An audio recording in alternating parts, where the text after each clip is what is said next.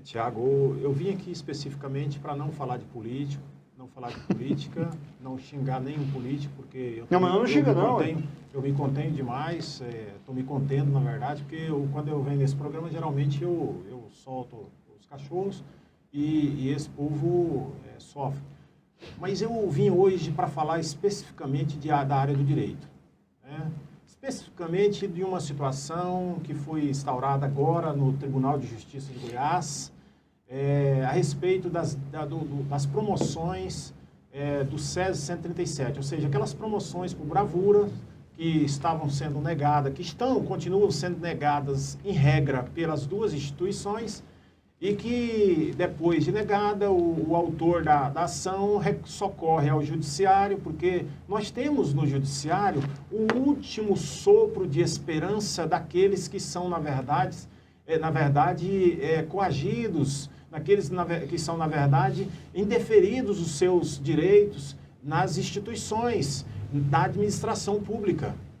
Então, observando esses dados, o Tribunal de Justiça, na pessoa do desembargador Guilherme Gutenberg, entendeu e suscitou um incidente de resolução de demandas repetitivas. Me pergunte o que é isso. O que é isso, Medrado? Vou dizer. O incidente de resolução de demandas repetitivas na verdade, um regramento, né, um instituto novo, do novo Código de Processo Civil, que está disciplinado lá do artigo, salvo engano, não sou muito de decorar artigo, mas é do 976 até o 987, que diz mais ou menos assim, que quando houver discussão de matérias especificamente de direito e que dentro das discussões, das decisões, houver controvérsias dentro dessas decisões, deve-se instaurar esse incidente de resolução de demandas repetitivas, para que o órgão especial do tribunal de cada estado, aqui nós estamos falando do TJ Goiás, para que o órgão especial debruce sobre o assunto e faça, na verdade, normatize a decisão a ser tomada depois de estudar sobre o assunto. Pois bem, ocorreu esse fato, entenderam que as câmaras cíveis do Tribunal de Justiça, algumas estavam deferindo o direito do policial militar, do bombeiro militar, de ser promovido por bravura, depois de negado na esfera administrativa, pelo labor no evento fatídico, mais conhecido como Césio 137, ocorrido em 1987. Eis que o nobre desembargador Guilherme Gutenberg, observando essa controvérsia, essa matéria incidental, suscitou que for ao tribunal que deliberasse sobre o assunto, e o tribunal, por unanimidade de entendimento, resolveu instaurar esse incidente de resolução de demandas repetitivas. Já tem até, inclusive, o relator. Permita-me que citar o doutor desembargador, um excepcional profissional, corretíssimo, justo nas suas decisões, não justiceiro, doutor Itamar de Lima, é o relator. Então, o que acontece, Tiago? O tribunal instaurou esse incidente agora, salvo me engano, dia 14, 15 ou foi 16 de agosto, e vai debruçar sobre o assunto daqui para frente. Me perguntaram, tem tempo para o tribunal decidir? Eu respondi, tempo, prazo, quem tem é advogado. A esses, se perder o último prazo, se perder um dia de prazo, a esses, eles assumem o ônus. Agora, a justiça geralmente não tem prazo. O prazo, senhores e senhoras, e aqueles que nos assistem, é a duração, a real duração do processo, e desde que esse tempo de duração não seja causador de prejuízo às partes. Mas aí, que tempo é esse, Medrado? Não tem.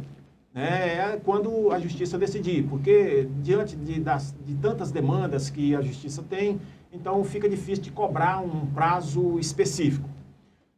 Então, me perguntaram, aí eu trouxe 3 dúvidas para cá e as dúvidas foram de companheiros que me questionaram e eu vou transmitir essas dúvidas porque geralmente são de todos. Perguntaram para mim o seguinte: Medrado, aqueles processos que já foram julgados e deferidos por essas câmaras que estavam deferindo o direito desses autores, portanto, reconhecendo o direito de serem promovidos por ato de bravura, por terem elaborado lá no SESI 137, em 1987. Essas decisões podem ser anuladas? Eu respondi e respondo aqui para vocês. Ao meu entendimento, ao entendimento jurídico, ao entendimento da lei, ao entendimento da justiça, não pode ser objeto de nova apreciação. Por quê, Medrado?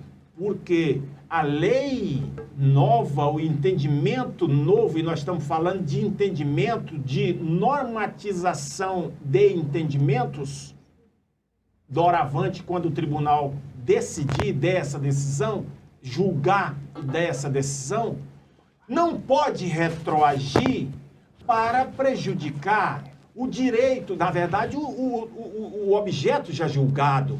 A coisa julgada no direito, nós entendemos que não pode ser objeto de nova apreciação.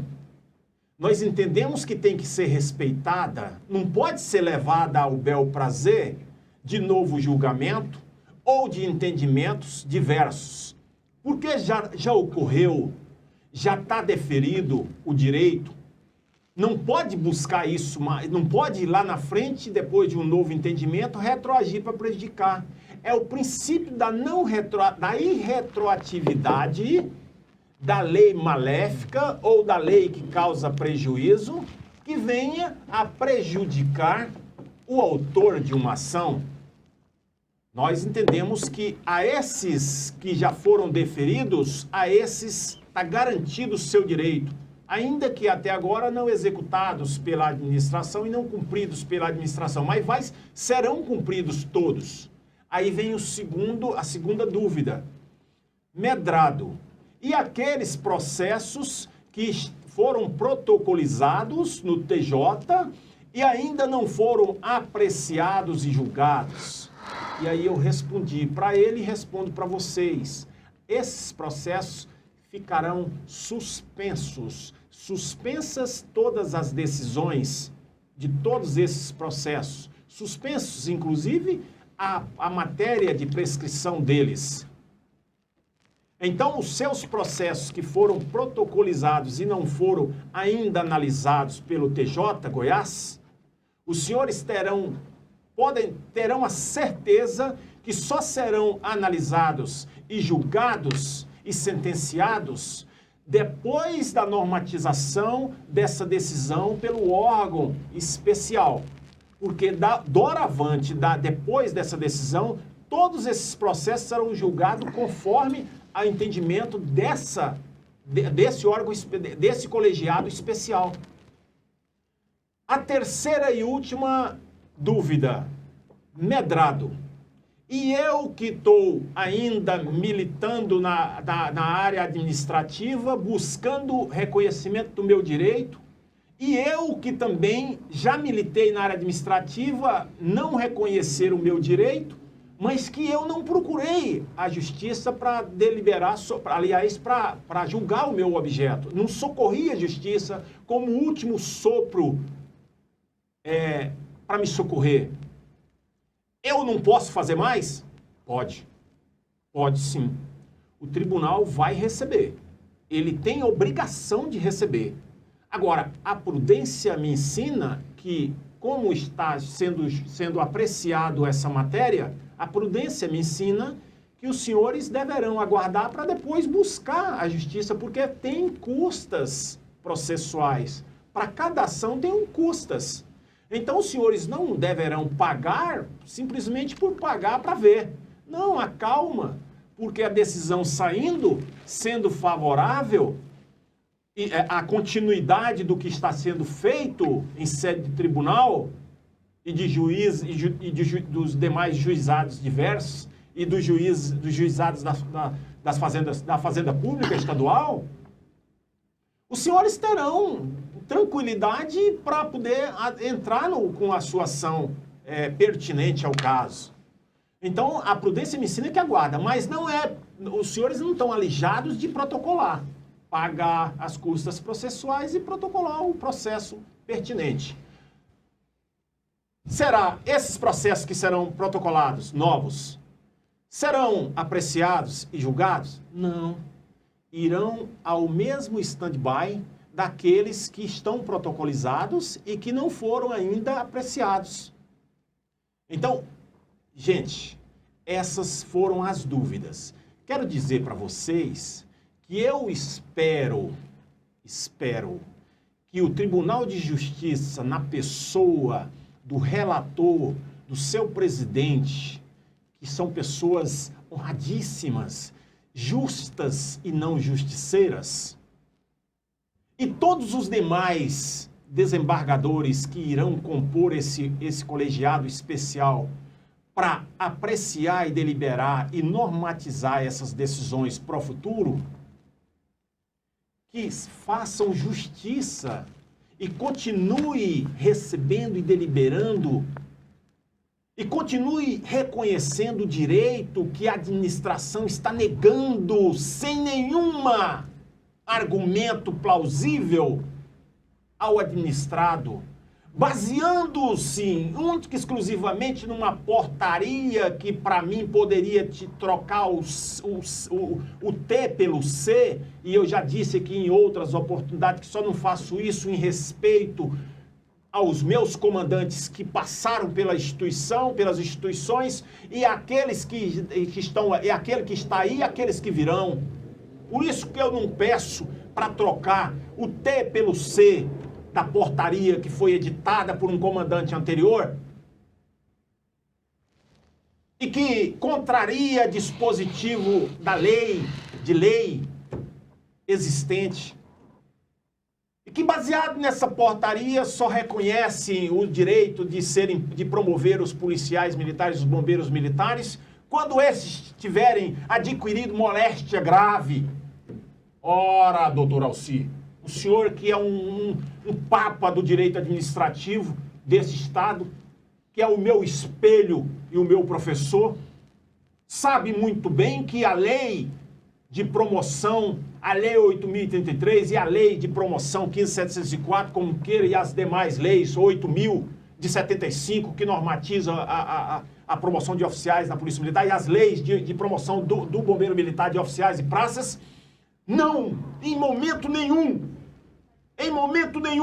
aduz que o administrado, o policial militar ou o bombeiro militar, que praticar uma ação meritória de bravura, tem que ser atingido por qualquer arma de fogo, arma branca ou moléstia grave, advinda dessas ações. De forma nenhuma. De forma nenhuma. Então, os desembargadores, aqueles que entendiam o contrário naquelas câmaras cíveis que eu falei, eles entendiam, o argumento único deles era que tinha que respeitar, na verdade, o poder discricionário, na verdade, dado a esses, concernente a esses comandos, a esses comandantes e aqueles gestores públicos, e com base nesse poder de discricionariedade deles, a ação sendo, na verdade, negada via administrativa, pronto, não cabe mais no entendimento desses desembargadores componentes dessas câmaras cíveis, não cabe à justiça imiscuir sobre o assunto. Pasme, senhores, o poder judiciário é o poder moderador. Não é isso, doutor? É o poder moderador. Então ele tem que entrar quando houver ofensa à isonomia e à segurança jurídica das ações. E é justamente quando houver uma possibilidade de ofensa à isonomia e à segurança jurídica nessas decisões, é que o novo Código de Processo Civil, o novo Código de Processo Civil, naqueles artigos que eu citei, o 976 ao 987, entende que tem que ser, na verdade, instaurado esse incidente de resolução de demandas repetitivas que foi legalmente instaurado pelo tribunal. Agora, só peço aos nobres desembargadores que vossas excelências sejam justos e não justiceiros, e entendam que se deixar ao bel prazer dos gestores públicos, dos comandos das instituições para decidirem sobre promoção de profissionais, de policiais militares e bombeiros militares que laboraram no evento fatídico conhecido como SESI 137, que essas decisões dos senhores, se Deus quiser, não vai acontecer, mas se ocorrer, vai causar um enorme prejuízo aos administrados e aos autores dessas ações. Digo isso porque o princípio da discricionariedade utilizada nessas instituições, ele está sendo muito mal utilizado quando se trata de promoção por bravura. Seja no evento fatídico do SESI 137, seja em ações corriqueiras policiais, não corriqueiras, mas ações desencadeadas por profissionais exímios nas suas atuações. Aí, nós sabemos, falo isso com conhecimento de causa, o meu professor que está aqui do lado sabe disso e pode intervir em qualquer momento, se eu tiver, na verdade, louco de todo modo aqui, dando alguma notícia que não é correta, que as promoções ocorridas no âmbito das instituições, boa parte delas advém de interferências políticas, advém de pedidos políticos, essas ingerências políticas. E aí, aonde está o poder discricionário desse comandante, dessa autoridade, dessa autoridade que tem poder decisório, discricionário? Isso é discricionariedade, nobres desembargadores? Isso é discricionariedade, nobre presidente do Tribunal de Justiça de Goiás? Isso não é discricionariedade. Isso que vem acontecendo com boa parte nessas situações são baseadas em pedidos, em ingerências políticas, e nós sabemos que tem. Então, o mais correto, excelentíssimos senhores desembargadores, o mais correto é que os senhores, ao debruçar sobre o assunto, sobre o incidente de resolução de demandas repetitivas instaurado em sede do tribunal, o mais correto, o mais justo, o mais humano que deve ser feito e deve ser decidido é que o Poder Judiciário continue moderando essas ações dos administradores públicos, seja em qualquer seara, especialmente nessa seara militar, porque nós estamos falando aqui de ações de bravura, especificamente do SESI 137, dos desembargadores.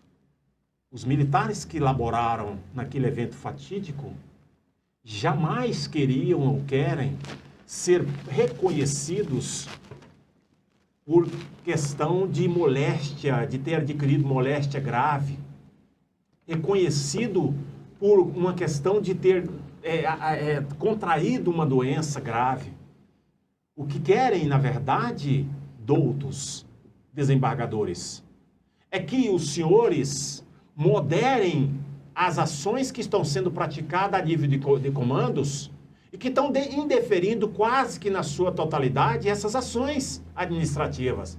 Volto a falar, ancoradas única e exclusivamente em uma portaria que não deveria nem sequer ter existido no mundo jurídico nessas questões.